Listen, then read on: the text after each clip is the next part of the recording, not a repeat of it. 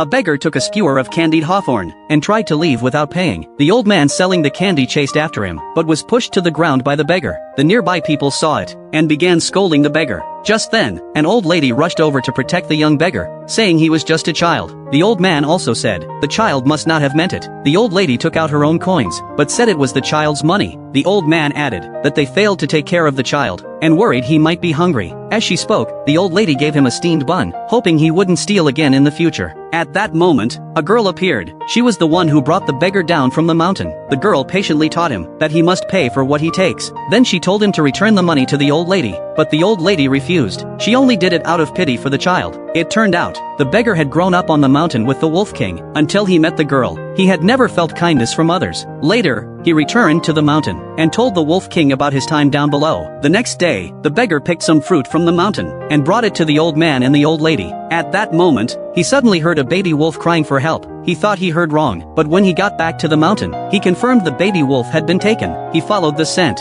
and found the house where the wolf was held. A sharp scream caught the owner's attention. By the time people arrived, the beggar had already left. At the same time, the girl had just returned home and heard about the incident. She knelt before her father and explained how she met the beggar. She firmly believed he wouldn't hurt anyone, but if the murderer of the emperor's sworn brother wasn't found, their whole family would be destroyed. Her father had no choice but to lock her up. The next morning, people went to the mountain and set a trap. The beggar fell into it. On the way back to the city, he heard the girl's bell. He broke out of the cage and ran toward the sound. They met at the place where they first got to know each other. The girl asked him why he killed someone. The beggar shook his head, hoping the girl would believe him. She worried he would be caught and told him to run. She yelled at him while picking up a rock and hitting his head. She knew in her heart, only if she acted cruel would the beggar be willing to leave.